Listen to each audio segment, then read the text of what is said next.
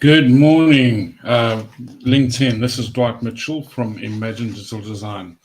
Now, I'm sure a couple of you are aware that over the last few months, I had done a few of these interviews with various different people from various different industries to try and do a what's called a business boost, to try and bring out the person from behind the website.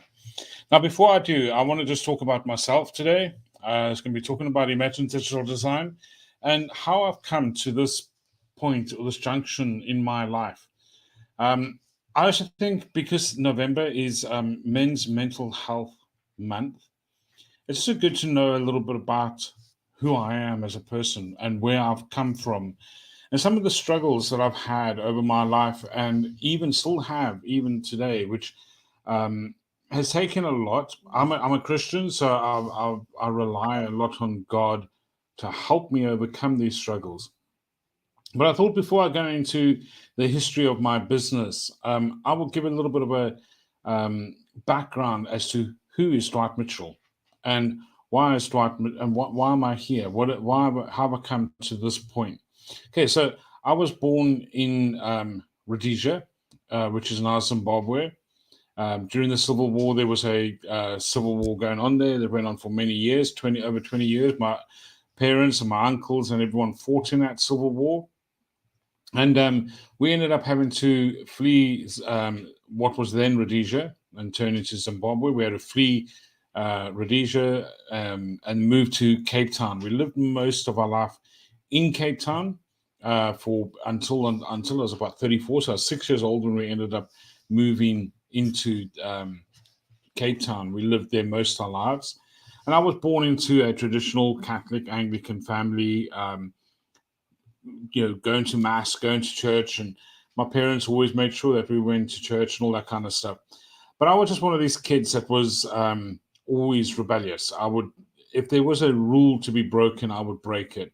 Um, I was just cause trouble wherever I went. By the time, even before that, before we left Rhodesia, and I think this is probably what caused my mental state to go quite loopy loop back then is when I was 3 years old, I had an older brother who was 4 years old, and he ended up dying of a very rare form of leukemia. He died quite quickly. I don't remember him. I don't remember the whole situation, but my parents said that for about a year after he died, I used to, in my mind, still play with him. So it must have affected me quite dramatically. But anyway, by the time we got to Rhodesia, I mean South Africa, from Zimbabwe, after leaving Zimbabwe, we ended up living in Cape Town, and I was just like I said, just one of these rebels. By the time I turned 8, my junior school approached my parents and told them I need to go to reformatory school because I was so out of control that I needed some kind of reform or that in my life.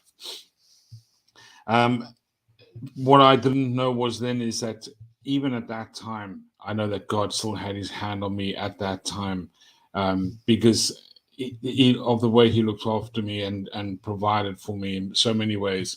My parents thought, well, they don't want to send me to a government reformatory school, so they sent me to a Roman Catholic convent, which is about an hour's journey. The age of, I mean, you think somebody age of 8 years old that would catch a bus at 7 o'clock in the morning, a train, and then I only had to be at school at 9 o'clock, but I'd leave home at seven most of the time. But I did that for 3 years, and during that time, the nuns, I drove the nuns crazy. The nuns hated me at the end of that 5 years. I ended up serving on the Roman Catholic and the Anglican altar for the time I was at college, I mean, at the school, and when I was at home, back at home on a Sunday. But by the age of 11, I started drinking heavily, and I'll probably mentioned this a few times on LinkedIn. I started drinking heavily. By the age of 12, I started smoking cigarettes. By the age of 13, I started taking drugs. By the age of 14 or 15, I'd already been picked up for shoplifting, and I had started dealing drugs at my local school. So I became quite a handful.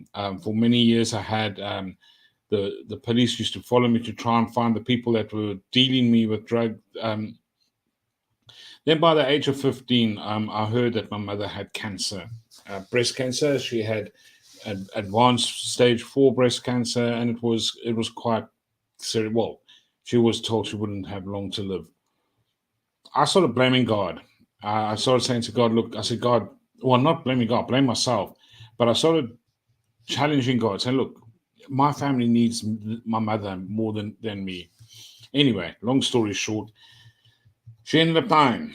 And I became very angry, very, very bitter with God. I wanted nothing to do with Him. I walked away, and I just my behavior became worse and worse and worse, to the point where ended up getting expelled from school for the drugs and for theft. I ended up being picked up by the police for being involved in a housebreaking incident, and drugs and everything. We went to the military. I ended up going to the military because it was compulsory service there. And you kind of think, well, okay, that's going to sort you out. The drugs and the alcohol in the military was far worse. I was military police. We worked and served alongside the South African police. And we were just, the drugs and the alcohol didn't subside. The high ranking officers were supplying us with drugs and alcohol. It was, it was quite a challenge. But by that time, then when I left the military, it was probably about 6 months after leaving the military. We were living in Johannesburg at this time, which is the other end of South Africa. By that time, my dad was doing business back in Zimbabwe. He was working with people he had known in his military years, and he was buying and selling luxury cars in South Africa secondhand and selling them in back into Zimbabwe. He'd been doing that for about 6 months, maybe even a year. But on his way back on the one Christmas, just after I got out the military, he was killed in a car accident. Front wheel blowout. The kid that was driving the car was only 18, so he didn't know how to control the car. So ended up having a front wheel blowout. The car spun, rolled out, hit some trees, and killed my father instantly. I was 22 at the time, and I'm the oldest son in the family, so it was voted that I would go and fetch his body and belongings. It was the most challenging time of my life, I think. And it's going up during that time. I ended up doing drugs and getting drunk all the way up. But on the way to actually fetch his body, we were told that the accident was. We went up on the Saturday. We went to the village on the Sunday. We were told by the police to come back on the Monday. So we went to Harare, and it's about a 3-hour journey from Harare to the little village where my dad was killed, which is Mazavinga. And we traveled. On the way back to that, we told it's a one way in, one way out. So there's only one road from Mazavinga to Harare, and you can only come back on one road. And they told us that these markings on the road were so strong and so obvious. You had to be a blind man to miss the accidents. We wanted to try and figure out how could a single car on the road crash and kill somebody all by itself, because nobody had told us it was a front wheel blowout at the time. We only found that out afterwards once we saw the car and spoke to the police, the head of the police that was in Mazavinga. But as we were coming back into Mazavinga from Harare, we got close to the town and the village. My friends in the front were talking about they need to stop and try and figure this out. They need to try and understand what happened. And I was filled with fear. I can't tell you the level of fear that was in me. All my joints in my body felt like they had come loose. That's how afraid I was. And I prayed to God, and I did. I said to if you're real, if you exist, if you love me like you say you do, then you would hide this from me. I never said that out loud. I said it in my head, and I was just pretending to sleep on the back seats of the car. When we got into Mazavinga, the two guys on the front said, we didn't see us. There's no marking on that road. Are we sure we came in on the right road? And at that point, I knew that God was real and He had hid this from us. Because, and how I know that is when we went back with the policeman to see the accident scene, we couldn't believe that we missed the markings on the road. So at that point is when I committed my life to Christ as my Savior and my Lord. And from that point, my life changed. I stopped taking drugs. The 2 days before, I was so high I could touch the sky. I was so drunk I can't remember a thing. But after that incident, drugs were gone, alcohol was gone. My life completely changed. I was a gothic punk. You wouldn't say that, but I was. I got rid of all of my gothic punk stuff. I got rid of my record. I stopped going to my clubs. When I got back to South Africa, I was started a change in church again, and I ended up going to theological college, and I've been serving and helping in various capacities and churches around the world in their youth outreach group. So I've run youth groups for over 4 years, but I've also I've assisted and helped in many other capacities. I ended up meeting my wife back in South Africa. I knew her there. We were really good friends for about 4 years, and then she moved over. Came back into the UK a year before I did. We weren't dating or anything at that time, and she came back, and I thought that was it. She's gone. Another one bites at us, type of thing. But then we stayed in touch, and we kept in contact, and she said, well, why don't you come over and let's see how this develops. And I came over, and after coming over, 6 months later, we ended up got married. 20 years later, here I am. So I've got a 25-year-old son who lives in Bournemouth, doing very well in a engineering company down there. And I have a beautiful 18-year-old daughter who's finished college and is looking to start her career in animal management. Her dream is to one day be a veterinary nurse. So that's where she's going. So how did I get here to this point where I've got Imagine Digital Design, and I've also got Mitchell & Son Additive Manufacturing both running. So I've worked, when I came over to the UK, I ended up working for an electronic security company in London. After working for that, I worked there for about 1.5 years, maybe 2 years. We moved to Barnstable. And while working in Barnstable, the electronic security industry probably 20 years ago wasn't a massive demand. You had to have a fire, and I wasn't a fire engineer, so I left the electronic security side. And I ended up working for a company called Eaton Aerospace, and they were buying other companies up, and they bought a company in Bournemouth, which they ended up dissolving, and they moved all the operations to Titchfield. But I was a production scheduler at Eaton Aerospace, and I ended up being transferred from Barnstable to Titchfield. And I worked there again for a good number of years. And a round of redundancies came, and I was one of the lucky ones to get a redundancy. I worked for other companies in between that, and then I ended up working for Nokia just before they went bust. Brilliant company. I worked for one of their exclusive brand called Vertu. During that time, I worked alongside a colleague of mine at Vertu who taught me how to do web design and intranet pages and SEO and all that kind of stuff. So I was there for about 3 or 4 years. And during that time, he taught me a lot about the web design. So otherwise, that's a brilliant design to go. So I started tinkering and creating designs for various different people that I knew, for family members. And that's how I learned. That's where I started learning that. And I thought I'd start a business doing that. But I ended up working for a company in Havant called Watzilla, again, a big international company. And I was there for about almost 6.5 years, again, as a production scheduler. Then when 3D printing started becoming more mainstream, our engineers and our managers started looking at 3D printing. And I thought, well, yeah, I'm a mechanic by trade. So I did my apprenticeship back in 1990, from 88 to 92.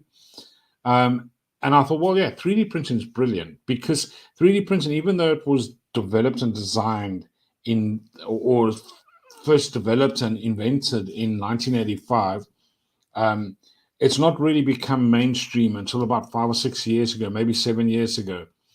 And then also CAD, the CAD, electronic CAD software, that only was invented in 1990 and only became really available mainstream in 1995.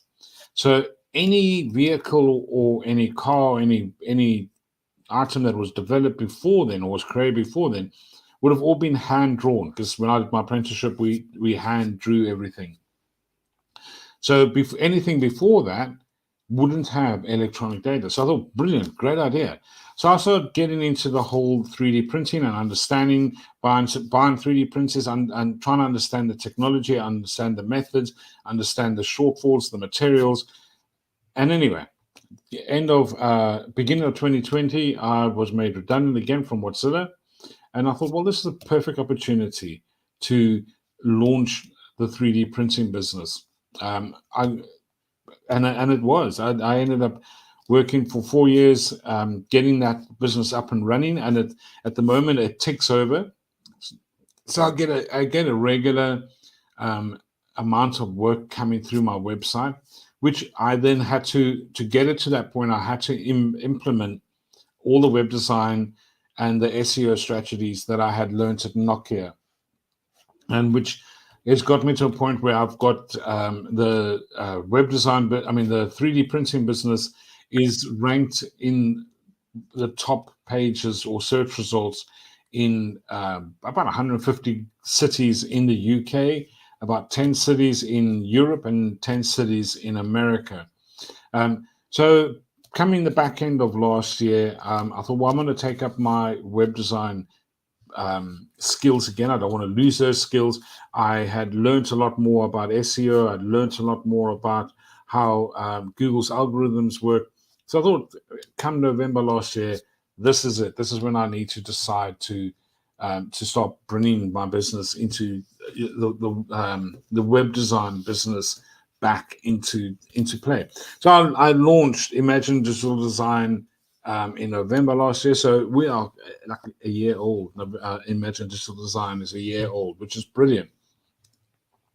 So what makes us so much different to other, because we know the web design industry is flooded. There are so many people out there doing web design and launching websites, and you get AI is now jumping in on it, and you've got these DIY website creators, Wix, and many others, Squarespace, Webflow, and a lot of other web design where you can create your own websites, and they are brilliant. I won't knock them. They are good for people who have a very low budget, or they and they don't want to spend hundreds of thousands of pounds or tens of thousands of pounds on creating a website from scratch from a designer who then ends up owning and controlling that design. So what makes us different? So if I'm just describe our products and our services. So we are a web design consultancy. In other words, so what we do is we will come alongside small businesses, startup businesses, or medium-sized businesses who have a website. They've probably spent 10 or 20,000, five or 10,000 pounds on a website, but they're struggling to get any real traffic coming through their website. They might have a sales team, they might have other ways of generating their business, but they're looking for a return of investment on their website. Because to be truthful, that's why we create websites, so that people around the world and in our niche market or in our locality can know that we're there and what we're doing. Now, there's a lot of web designers who can design a lot better than I can, and there are some really beautiful, amazing websites out there. But so what we do is we will go in and look at the code behind, because what we got to remember is that search engines are blind. A search engine can't see the beautiful design. They can't see the amazing layout. They can't see the incredible imagery and the um, you know and all that really. And so I mean, which is beautiful for us as humans. It's beautiful, but for a search engine, it can't see that. It's got to understand the code behind. And according to Google, there's over 9 billion websites on the internet. So to be found amongst all that noise, you have to appear in an outstanding way. So the design of the website is good for, and it's appealing to us as humans, but the code behind it's got to be beautiful and appealing to search engines because, like I said, they are blind, they can't see. And according to Google's own statistics, 75 to 95% of the people who will search for your product or services won't look beyond the first or second page. The 15% that will look past the first page will never really go beyond the second page. You do get I know people will argue that and they say, oh, well, I always go past the third page. There is the exception to the rule. But remember, on a global scale, Google's got the statistics as to how many people actually go beyond that. And they're saying nobody really, the percentage is so small, it doesn't even register on their KPI as to how many people are going beyond the third page to look for your product or services. So it's important. If you want to be found on Google, is to be on that first and second page. So our unique selling point is that not only will we come and do the SEO for you, but then we will coach you to how you and to understand the basics of SEO and then how you can keep that momentum going. So we'll get you in the first 3 months, we'll get your website to start moving in the right direction. And then we will come alongside you and coach you as to how to keep that going.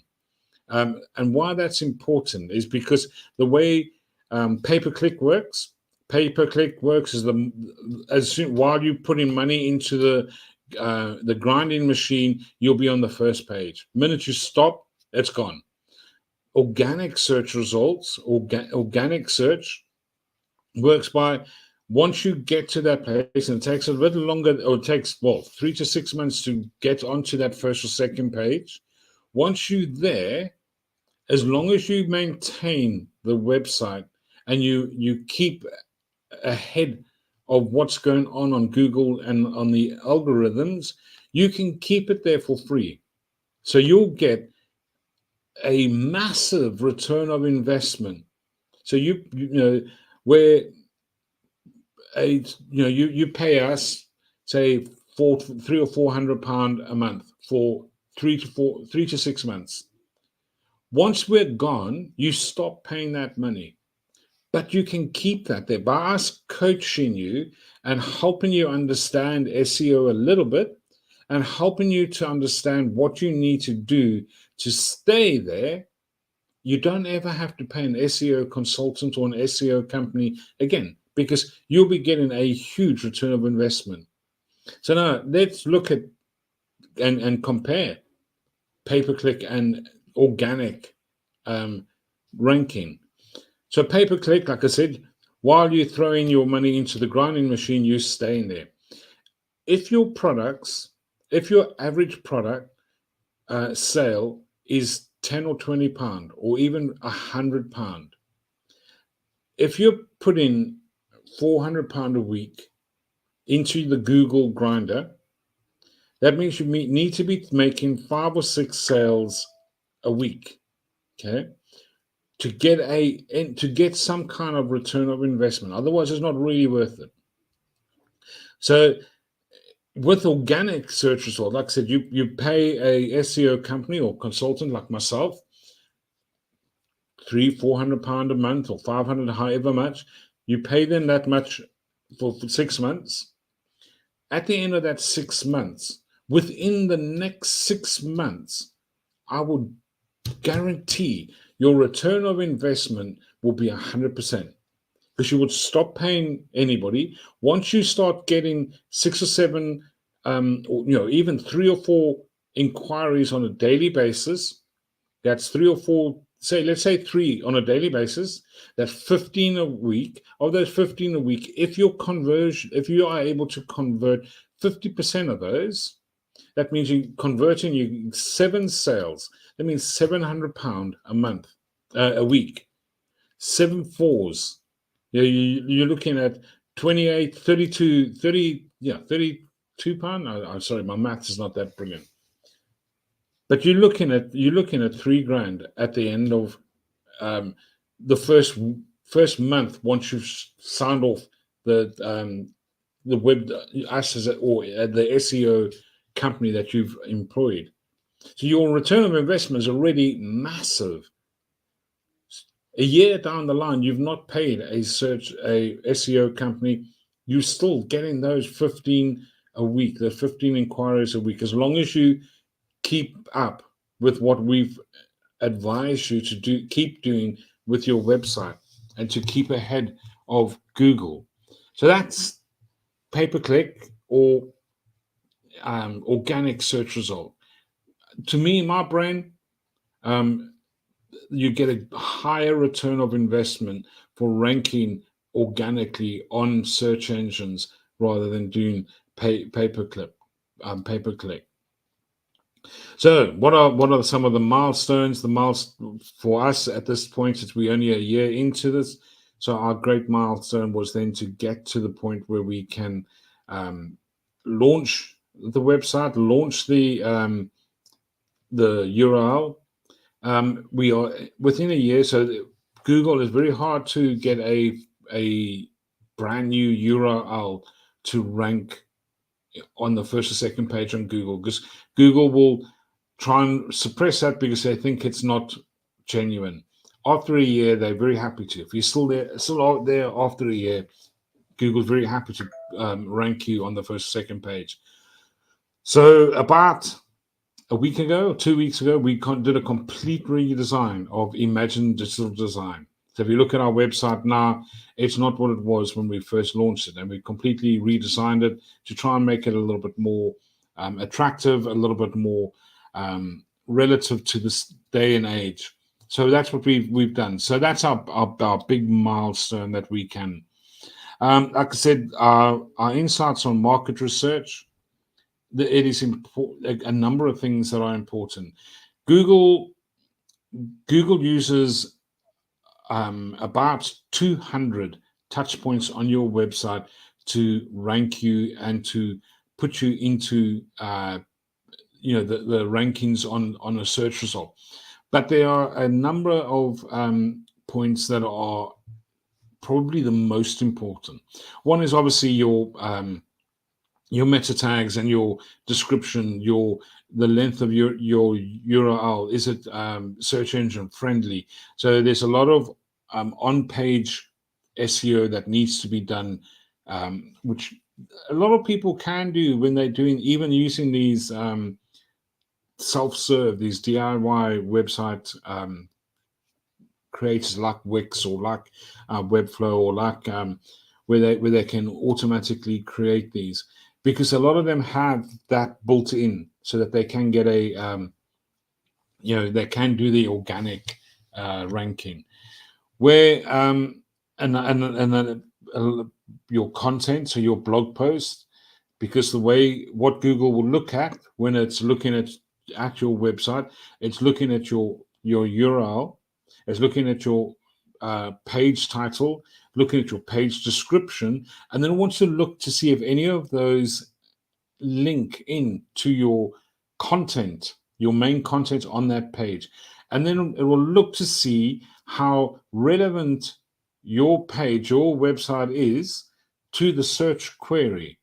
And they use what they call EEAT, which is experience, expertise, authority, and trust. So they by your content on your website needs to show your experience. It needs to show your expertise, so that it mustn't just be just random. Your blog posts, and I find a lot of people write blog posts that are very They just there's no real content there. It's just them jabbering, and that's fine for one or two blog posts. But if you want to rank properly with your Google search results or on any search engine, because obviously all the search engines follow Google because Google sets the trend, and all the other search engines follow after them. They have to be used in the way that Google is. That's why Google is so good. So it's looking, like I said, it's looking for the experience, it's looking for the expertise, it's looking for authority. How does your website portray authority in a way which a lot of people don't like? Is backlinks. Getting other people with higher authority or with higher ranking position than you to link back to your website. So it's reaching out to them, saying, asking them, look, can I guest blog? Can I, will you look at my article that I've just written? What do you think of that? Will you reference that? So it's creating those relationships between websites. And I often make the comparison of online networking or even face-to-face networking. All these networking groups, they will all say that people buy from people. People will buy if they like, trust, and know you. Same thing with search engines. The way you will find and you will gain authority on your website is simply by having other people's websites within your industry. So don't go just randomly any random thing, but within your industry, you can get people within your industry, your peers, to link back to you and to reference your articles or your website or your work on their website, and they have a higher domain authority than you do. Google sees that, and they see if you've got 15, 20, 100 other websites pointing back at you, and they've all got a higher authority than you, Google sees, oh, your content must be authoritative. For these people to be pointing back at you, that shows authority. So that's again what, go over it again. It's expertise, experience, authority. So we've covered those. And then trust. How do you build trust on your website? Reviews. Get every time you have a customer, every time you buy or sell a service or a product, get your customers to put reviews on Google. The more reviews, the more positive reviews you have on Google, builds your trust. Google search engine, the algorithm in Google search engine looks at those 5 items, or 6 items now actually. Expertise isn't always mentioned in their algorithm, but it is one of the main things. But expertise, experience, authority, and trust. Okay, so expertise, experience, authority, trust. Those are the things that Google's looking for. EEAT is what they are looking for. Then that's what the main core of their algorithm to rank you higher on your search result. Those will count. Those will make a massive difference to your website and to where you appear on search results. So, organizing my day. How do I organize my day? I have certain things that I do on a regular basis. So every morning I have automated outreach tools that I've written in Python, and I will set those off so that there's doing my automatic outreach. Because as they say, work smarter, not harder. So being able to create automation for your website, for your business, is very helpful and makes your life easier, puts less strain on you, and it helps you then to work in a more coherent way and to be able to reach out. Especially because I'm running 2 businesses side by side, I need to have as much free time to do other things rather than always purely doing outreach or doing things. I also have an automated software that will when I create blog posts on my website, it will automatically push that out to my social media. So my LinkedIn, my Facebook, my Twitter, Instagram. And again, why that's important, because it's very time consuming once you write a blog to then go into all your social media and even cut and paste all those blogs and put it into their social media. And so I have automated software, again, making it a lot more easier for me to be able to manage and control the other businesses that I do, the other business plus the web design. And I think it's important for business. We can help you with that too. We can help you with that if you need help with the social media or automating your outreach in any way. And we use various different kinds of software. I'm an Ionis agency partner. In other words, what that means is that I can offer all the services, all the products that Ionis offer. So I can offer the templates that they offer.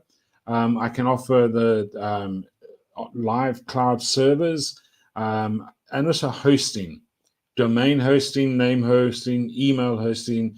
We offer all of that because being a Ionis partner, we have the access to be able to provide that to our customers at a reasonable rate, at the same rate Ionis does, to be fair. And Ionis is really, their rates are a very good rate. So how do we do our marketing? What is our marketing strategy? So we will reach, like I said, reach out on social media as much as we can. We'll do these type of broadcasts for other businesses, but also for ourselves, as we are doing today. So there's a lot of that. We do networking. So I am the regional ambassador for the Hampshire group on meow.com.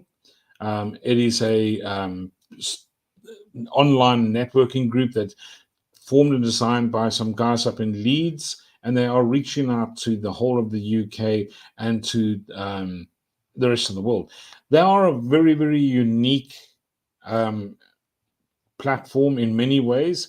They are incorporating AI to help them to better connect people and to line people up with people who you really want to meet. So you're not just randomly talking to a bunch of random people, but you're actually meeting the people that you want to meet. It's a very good platform. Go and check it out. It's meow.com. So it's meeow.com. There's a slot for the Hampshire businesses, but you don't have to really be in Hampshire. But if you do business with other businesses in Hampshire, it's a good place to come and meet more people. At 11 o'clock on a Wednesday, every Wednesday, there's a Hampshire business group on Meow. Now, I'm also a member of Only. Only, again, is a very, very good group. They are expanding quite rapidly across the UK and to other parts of the world. They're very friendly. I really, really do like Only, and I like that.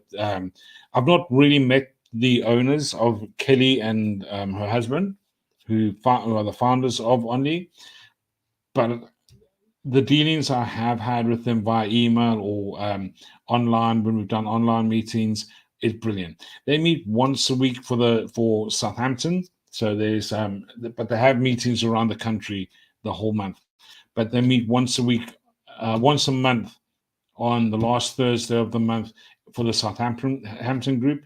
Every Monday they have a what they call Only one-to-one at 12 o'clock. Very good. You must join that. It's very good. I do like Only. I visited a new group, which I've not had much dealings with, called the Ribbons Network. Ribbons Network is very good. I met with them last week, Wednesday. I'll be meeting with them again some in the future. They're very, very good in that regard.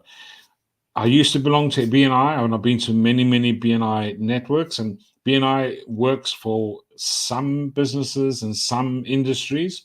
They are good. I do know Alison. She's a lovely lady, and I would advise you to, if you if you are keen on being face to face on a regular basis in a group where they kind of lock you in to try and help you grow and expand your business in that way. Very good group. So those are the ways I would market my business. I used to do cold emailing, I do cold calling, I do other business networking, business meetings, business, going to business expos and all that kind of stuff. So those are how I do my marketing, how I try and keep a strong online, offline presence. And how I know it works by doing the online presence, by always being online and being visual. I go to a lot of face-to-face business expos, or even privately we go to some function with the wife and the family. The amount of times I've been in an expo when I've got my work jacket on, or even when I introduce myself to somebody, the amount of times people say, "I know you." I said, "Huh, never met you before." They said, "No, I've been following you on LinkedIn for 5 or 6 years, and so I know your work. I know what you do." Said, "Oh wow, that's brilliant." So having that constant, so it takes a lot of work, and it takes a lot of time, and it takes a lot of expands a lot of energy, but it's beneficial. You really need to be doing it if you want to expand, grow your personal brand, your business brand. It is important that you're visual, that people know you there. This is TV knows this. This is why when you put an advert on the telly, you know, it'll appear every half an hour on a. It's they are trying to program you so that when you think about that product, you will remember their brand. And that's the same with social media marketing. That's the same with with email marketing, is being visual so that people, when they think of a product or service that you might offer, instead of them thinking about someone else, you come into their mind. Or if they see your brand somewhere, something that they know instantly what you do, what you stand for, and where you're at. So memorable customer feedback. I've had many customers through the 3D printing. You can look at the reviews on Google. I had one really nasty guy, but I don't know. I won't say much about that. But we've had a number of really good reviews on Google, which is incredibly encouraging when you know that you've done a really, really good job. It's always good. It's my advice to anybody who's runs a business or wants to run a business or is thinking of starting a business is be visible. You've so got to be visible on social.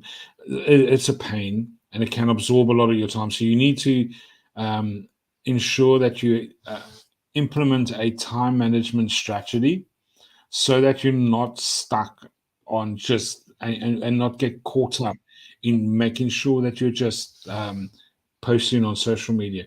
But it is important. I think twice a week, put something on social media, make yourself visible, comment on other people's posts. LinkedIn, it's so important, not only just to be pushing your own product, your own services, your own media, but when you see other people have made a post that you can add something to, do it.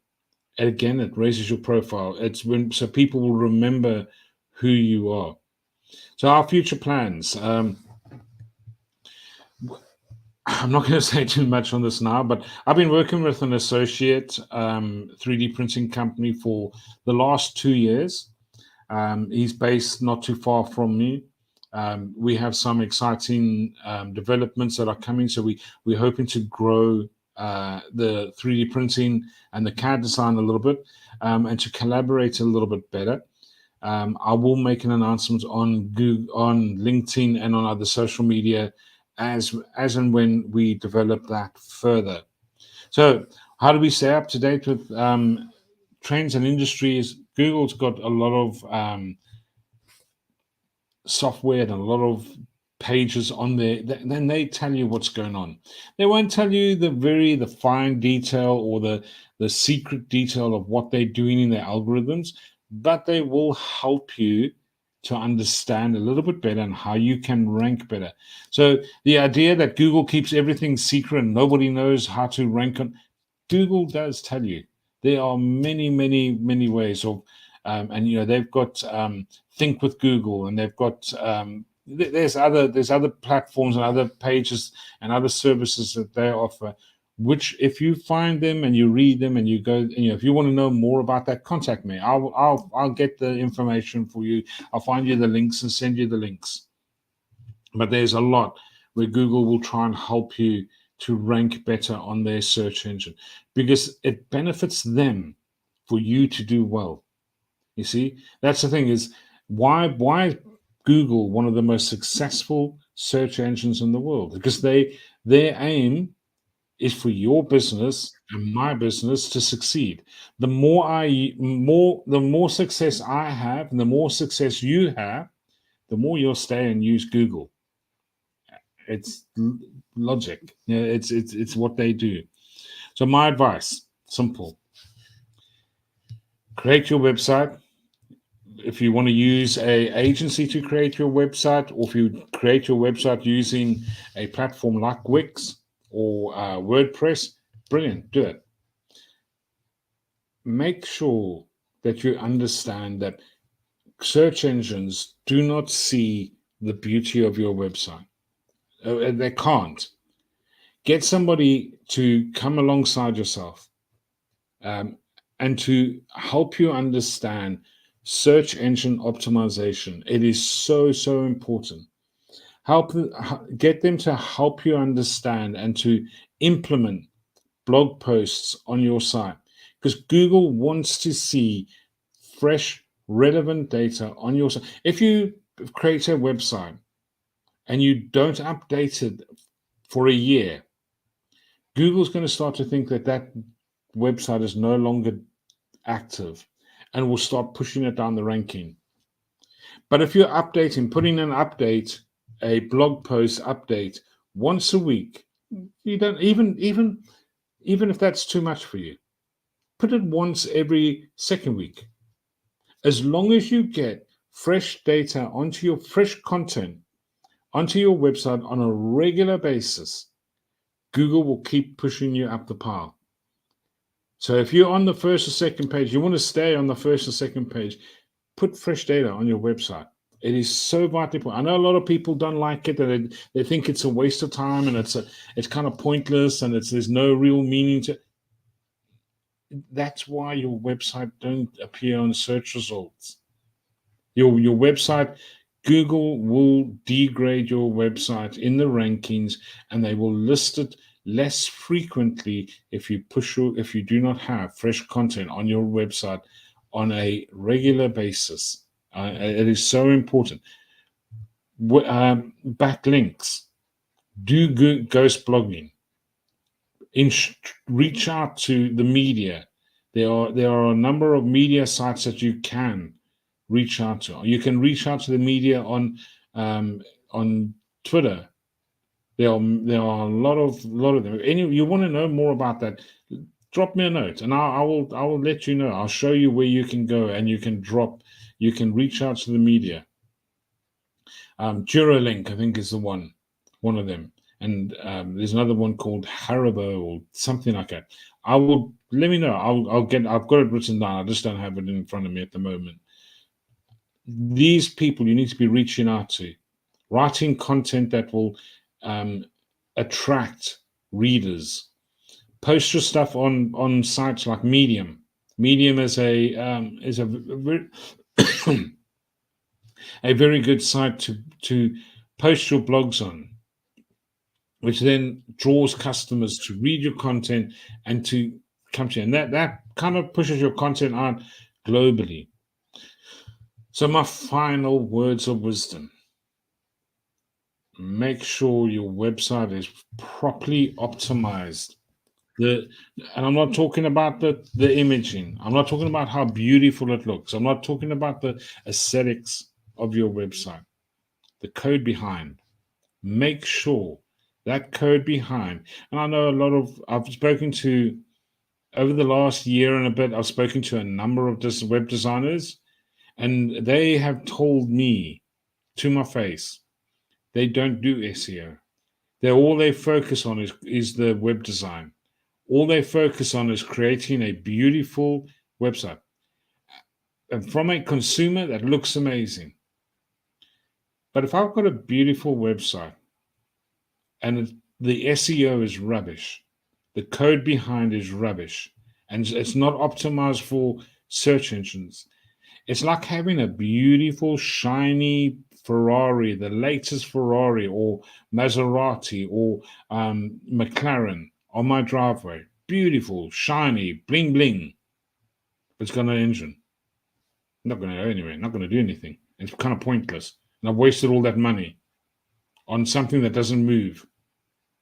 It's the same with a website with a poorly optimized code for search engines, and you are sitting on page 100 of Google search results. It's not doing anything for you.